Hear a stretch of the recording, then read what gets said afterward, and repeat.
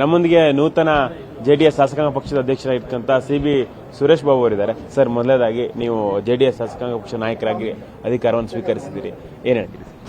ಇವತ್ತೇನು ನಮ್ಮ ವರಿಷ್ಠರು ನನಗೆ ಈ ಒಂದು JDLP ಅಧ್ಯಕ್ಷ ಸ್ಥಾನಕ್ಕೆ ಇಟ್ಟಿದ್ದಾರೆ, ಖಂಡಿತ ಅವರಿಗೆ ಆಭಾರಿ ಅಂತಕ್ಕಂಥದ್ದು ಹೇಳ್ತಾ, ಇವತ್ತು ಏನೇ ಸಮಸ್ಯೆ ಇರಲಿ ಜನತಾದಳದ ಒಂದು ರಾಜ್ಯದ ಹಿತದೃಷ್ಟಿಯಿಂದ ಏನು ನಮ್ಮ ನಿಲುವಿದೆ ಅದನ್ನು ಎತ್ತಿಡಿತಕ್ಕಂಥ ಕೆಲಸ ಮತ್ತು ರಾಜ್ಯದಲ್ಲಿ ಜ್ವಲಂತ ಸಮಸ್ಯೆಗಳೇನಿದೆ ಅದೆಲ್ಲದನ್ನು ಕೂಡ ಹೋಗಲಾಡಿಸಲಿಕ್ಕೆ ನಾವು ಸರ್ಕಾರವನ್ನು ಒಂದು ಒಳ್ಳೆಯ ಹಾದಿನಲ್ಲಿ ಕೊಂಡೊಯ್ಯತಕ್ಕಂಥದ್ದು, ಎಲ್ಲಿ ಸರಿದಾರಿಗೆ ಹೋಗ್ತಾ ಇಲ್ಲ ಅದನ್ನು ಸರಿಪಡಿಸ್ತಕ್ಕಂಥ ನಿಟ್ಟಿನಲ್ಲಿ ಬರ್ತಕ್ಕಂಥ ಸಮಸ್ಯೆಗಳೆಲ್ಲದರ ಬಗ್ಗೆನೂ ಕೂಡ ಬೆಳಕು ಚೆಲ್ಲಿ ಇವತ್ತು ನಮ್ಮ ಪಕ್ಷದ ಹಿತವನ್ನು ಕಾಪಾಡೋದ್ರ ಜೊತೆಯಲ್ಲಿ ರಾಜ್ಯದ ಹಿತದೃಷ್ಟಿಯಿಂದ ಬರ್ತಕ್ಕಂಥ ಸಮಸ್ಯೆಗಳನ್ನ ಹೋಗಲಾಡಿಸಲಿಕ್ಕೆ ನಾವು ಅದರ ಪರವಾಗಿ ನಿಲ್ತೇವೆ ಅಂತ ಹೇಳಲಿಕ್ಕೆ ಬಯಸ್ತೇವೆ.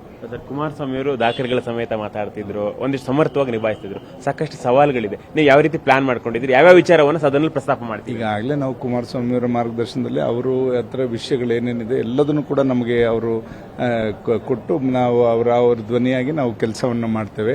ಅವ್ರನ್ನ ನಾವು ಇದನ್ನ ಮಾಡ್ಲಿಕ್ಕೆ ಸಾಧ್ಯ ಇಲ್ಲ.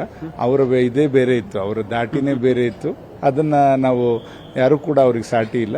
ಖಂಡಿತ ನಾವು ಆದಷ್ಟು ಮಟ್ಟಿಗೆ ಅವರ ಏನು ನಿಲುವುಗಳಿದೆ ಅದೆಲ್ಲದನ್ನು ಕೂಡ ಎತ್ತಿಡಿತಕ್ಕಂಥ ಕೆಲಸ ನಾವು ಖಂಡಿತ ಮಾಡ್ತೇವೆ ಅಂತ ಹೇಳಿ. ಅದೊಂದು ಒಳಗಡೆ ಯಾಕಂದ್ರೆ ಇಲ್ಲಿ ನಯನ ಮೊಟ್ಟಂ ಅವರು ರೂಪಶಿಧರ್ ಅವರು ಪ್ರಜ್ವಲ್ ರೇವಣ್ಣ ವಿಚಾರವನ್ನು ಪ್ರಸ್ತಾಪ ಮಾಡಬೇಕು ಅಂತ ಪ್ಲಾನ್ ಮಾಡ್ಕೊಂಡಿದ್ದಾರೆ. ಈ ವಿಚಾರವಾಗಿ ಹೆಂಗ್ ಸರ್ ನೀವು ಏನಾಗಿದೆ, ಅವರಿಗೆ ಈಗೇನು ಇದು ST ಕಾರ್ಪೊರೇಷನ್ ವಿಚಾರದಲ್ಲಿ ಚರ್ಚೆ ನಡೀತಾ ಇದೆ, ಅದಕ್ಕೆ ಕೌಂಟರ್ ಆಗಿ ಇದನ್ನು ಮಾಡಿದ್ದಾರೆ ಅಂತ ನನ್ನ ಭಾವನೆ.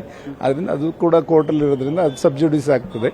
ಅದು ಯಾವ ತರ ಅಲ್ಲಿ ಎಲ್ಲರೂ ಕೂತ್ಕೊಂಡು ನಾವು ಅದನ್ನ ವಿರೋಧ ಮಾಡ್ತಕ್ಕಂಥ ಕೆಲಸವನ್ನು ಮಾಡ್ತೇವೆ. ಅದು ಈಗಾಗಲೇ ಎನ್ಕ್ವೈರಿ ನಡೀತಾ ಇರೋದ್ರಿಂದ ಪಾರದರ್ಶಕವಾಗಿ ಅದು ಎನ್ಕ್ವೈರಿ ಆಗಲಿ ಅಂತಕ್ಕಂಥದ್ದು ಕುಮಾರಸ್ವಾಮಿ ಅವರು, ದೇವೇಗೌಡರು ಎಲ್ಲರೂ ಕೂಡ ಹೇಳಿರೋದ್ರಿಂದ ಖಂಡಿತ ನಾವು ಯಾರು ಕೂಡ ಅದಕ್ಕೆ ಅಡ್ಡಿ ಬಂದಿಲ್ಲ. ನಿಮ್ಮ ಎನ್ಕ್ವೈರಿಗೆ ಅದನ್ನು ಸರಿಯಾದ ರೀತಿಯಲ್ಲಿ ನಿಮ್ಮ ಕೈಲಿ ಇದಿಲ್ಲ. SIT ತಾವೇ ಸರ್ಕಾರನೇ ನೀವು ಹೇಳ್ದಂಗೆ ಮಾಡ್ತಕ್ಕಂಥ SIT ಇರೋದ್ರಿಂದ ನೀವು ಪಾರದರ್ಶಕವಾಗಿ ಅಲ್ಲಿ ಎನ್ಕ್ವೈರಿ ಮಾಡಿಸಿ ಅಂತ ನಾನು ಒತ್ತಾಯ ಮಾಡ್ತೇನೆ. GT ದೇವೇಗೌಡರು ನಿನ್ನೆ ಸದನಕ್ಕೆ ಬಂದಿರಲಿಲ್ಲ, ಇವತ್ತು ಮೀಟಿಂಗಿಗೆ ಬಂದಿರಲಿಲ್ಲ. ಇದೆಲ್ಲ ನೋಡಿದ್ರೆ ಎಲ್ಲೊಂದ್ ಕಡೆ GT ದೇವೇಗೌಡರ ಅಸಮಾಧಾನ ಇದೆಯಾ ಅಂತ ಪ್ರಶ್ನೆ, ಜನರಲ್ ಒಂದಿಷ್ಟು ಗೊಂದಲ.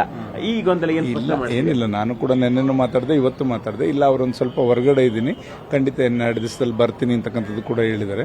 ಅವ್ರಿಗೇನು ಅಸಮಾಧಾನ ಏನಿಲ್ಲ. ಅವರು ಕೋರ್ ಕಮಿಟಿ ಅಧ್ಯಕ್ಷರಿದ್ದಾರೆ. ಹೀಗಾಗಿ ಪಕ್ಷದಲ್ಲಿ ಎಲ್ಲ ವ್ಯವಸ್ಥೆ ಎಲ್ಲರನ್ನೂ ಒಟ್ಟಿಗೆ ತಗೊಂಡೋಗುವಂಥ ಕೆಲಸದ ನಿಟ್ಟಿನಲ್ಲಿ ಈ ತೀರ್ಮಾನಗಳಾಗಿರ್ತವೆ. ಅದರಿಂದ ದಯಮಾಡಿ ಎಲ್ಲರೂ ಒಟ್ಟಾಗಿ ನಾವು 18 ಜನ ಶಾಸಕರು ಒಟ್ಟಾಗಿ ನಾವು ಇರ್ತೇವೆ ಅಂತಕ್ಕಂಥದ್ದು ಹೇಳಲಿಕ್ಕೆ ಬಯಸ್ತಾರೆ. ಸಾಕಷ್ಟು ಕಾಂಪಿಟೇಷನ್ ಇದ್ರೂ ಕೂಡ ಸುರೇಶ್ ಬಾಬು ಅವರನ್ನ ಆಯ್ಕೆ ಮಾಡೋದ್ರ ಹಿಂದೆ ಏನ್ ಕಾರಣ ಇರಬಹುದು? ಕುಮಾರಸ್ವಾಮಿ ಪಕ್ಷ ತೀರ್ಮಾನ. ನಾವು ಯಾವತ್ತೂ ಕೂಡ ಪಕ್ಷಕ್ಕೆ ಬದ್ಧವಾಗಿರ್ತಕ್ಕಂಥವ್ರು. ಮೊದಲಿಂದ 7 ಚುನಾವಣೆಗಳನ್ನ ನಾನು ಇದೇ ಜನತಾದಳದಿಂದ ಎದುರಿಸಿರ್ತಕ್ಕಂಥದ್ದು. 4ರಲ್ಲಿ ಜನ ಗೆಲ್ಸಿದ್ದಾರೆ, 3ರಲ್ಲಿ ಸೋತಿದ್ದೇನೆ.